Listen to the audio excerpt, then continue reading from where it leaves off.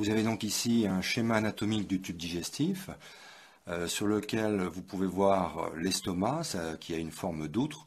L'œsophage n'est pas matérialisé ici, on ne le voit uniquement que sous la forme de sa partie inférieure. Vous pouvez voir derrière le foie et qui se jette dans l'estomac.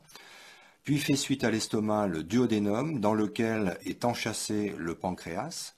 Ensuite, vous avez l'intestin grêle dont fait déjà partie le duodénum, mais auquel fait suite après le duodénum le jéjunum, puis la partie terminale de l'intestin grêle qui est l'iléon, qui se jette dans le côlon au niveau du cécum, qui est ce cul-de-sac sur lequel vous pouvez voir brancher l'appendice.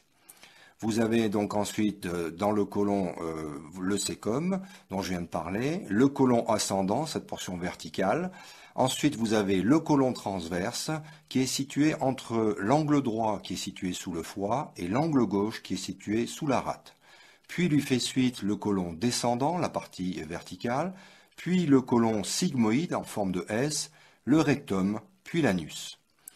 Est matérialisé également sur cette diapositive le foie, cette glande endocrine qui est assez volumineuse, le pancréas dont j'ai parlé. Vous avez également matérialisé sur ce schéma le système veineux. Je n'ai pas matérialisé le système artériel avec les veines mésentériques supérieures, inférieures, le tronc porte. Sur cette coupe du tube digestif, vous avez représenté les différentes couches du tube digestif que sont successivement la muqueuse, la sous-muqueuse, la musculeuse qui est constituée de deux couches, longitudinale externe et circulaire interne, et puis la séreuse.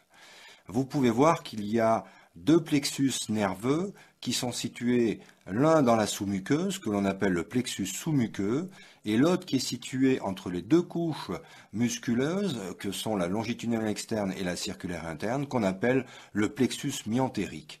Cet ensemble de plexus est constitué de très nombreux neurones qui vont assurer un fonctionnement autonome au tube digestif, je vous en reparlerai plus loin, et c'est ce qui constitue ce qu'on appelle le système nerveux intrinsèque.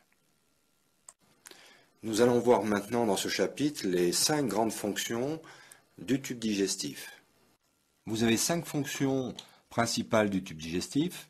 La première fonction est une fonction de motricité que l'on va voir essentiellement cette année. La motricité assure la propagation des aliments le long du tube digestif. Elle est essentiellement due à la composante musculaire lisse du tube digestif qui comprend deux couches, comme je vous en ai parlé un peu avant, la couche longitudinale externe et la couche circulaire interne. Et je vous ai dit qu'il y avait des plexus nerveux intrinsèques, à savoir le plexus sous-muqueux que l'on appelle le plexus de Meissner et le plexus myentérique, le plexus d'Auerbach. La deuxième fonction, c'est la fonction de sécrétion. Donc il y a une sécrétion salivaire au niveau des glandes salivaires, une sécrétion gastrique au niveau de l'estomac, une sécrétion pancréatique par le pancréas, une sécrétion biliaire et une sécrétion intestinale au niveau de l'intestin grêle et du côlon. Nous verrons ces sécrétions essentiellement l'année prochaine en deuxième année de médecine, mais je vous en toucherai un petit mot déjà cette année. Dans ces sécrétions, vous avez une composante importante qui est une composante d'eau. Vous retrouvez également des électrolytes, du sodium, du potassium, du chlore, du bicarbonate. Et puis vous retrouvez des substances organiques, à savoir les enzymes qui sont indispensables à la digestion des aliments, le mucus qui protège la paroi intestinale et la paroi du tube digestif en général, des immunoglobulines et plus particulièrement les immunoglobulines A au niveau du tube digestif, des facteurs de croissance qui vont assurer le renouvellement cellulaire du tube digestif, des acides biliaires, de la bilirubine, du cholestérol et des phospholipides. La troisième fonction est une fonction de digestion dont le siège principal se situe au niveau de l'intestin grêle. Il faut savoir que la digestion débute dès la mastication et fait intervenir notamment la sécrétion salivaire, puisque la présence des aliments au niveau buccal stimule la sécrétion salivaire. Vous avez ensuite une digestion intraluminale que l'on appelle extracellulaire, où vont intervenir les enzymes salivaires, gastriques et pancréatiques. Ensuite, vous avez une digestion membranaire au niveau de la bordure ambrose des entérocytes, qui sont les cellules élémentaires de la digestion et de la réabsorption au niveau de l'intestin grêle, et où il y a également à ce niveau-là des enzymes qui vont poursuivre la digestion qui a été débutée dans la lumière du tube digestif. Et puis en dernier lieu, vous avez une troisième étape de digestion qui se situe dans l'entérocyte, à l'intérieur de cette cellule au niveau de l'intestin grêle. C'est une digestion donc intra-entérocitaire. La quatrième fonction est une fonction d'absorption.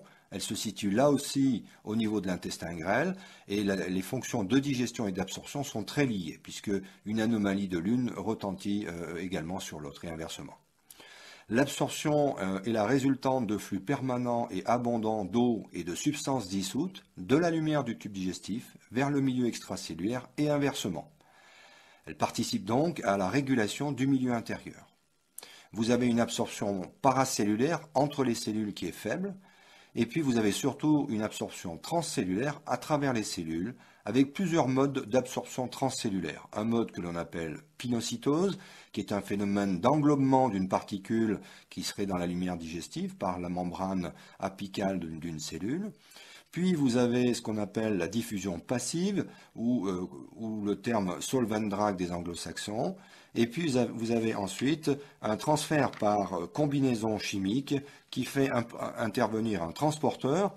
Et vous avez deux types de transferts par combinaison chimique. Un transfert actif qui va consommer de l'énergie au niveau de la cellule. Donc la cellule va devoir fournir de l'énergie pour effectuer ce transfert actif. Et vous avez ce qu'on appelle une diffusion facilitée dans laquelle il n'y a pas de consommation d'énergie. Enfin, la cinquième fonction est une fonction importante également, qui est une fonction d'immunité, puisque la muqueuse digestive ou les muqueuses digestives dans leur ensemble représentent une surface d'échange considérable elle est au contact d'un environnement riche en antigènes d'origine alimentaire, microbien ou viral, comme on peut le voir au niveau de la peau ou du tissu respiratoire. Au niveau du tube digestif, vous avez ce qu'on appelle le tissu lymphoïde associé à la muqueuse, MALT des anglo-saxons, Mucosa Associated Lymphoid Tissue. Ce tissu comprend les plaques de Perrière, l'appendice, des nodules lymphoïdes isolés et surtout des cellules lymphoïdes isolées dans la muqueuse, à la partie basale de la muqueuse. Il faut savoir qu'il y a au niveau de l'intestin grêle, par exemple, une cellule lymphoïde ou lymphocytaire pour 6 entérocytes. Et enfin, vous avez les fameuses immunoglobulines A de type sécrétoire.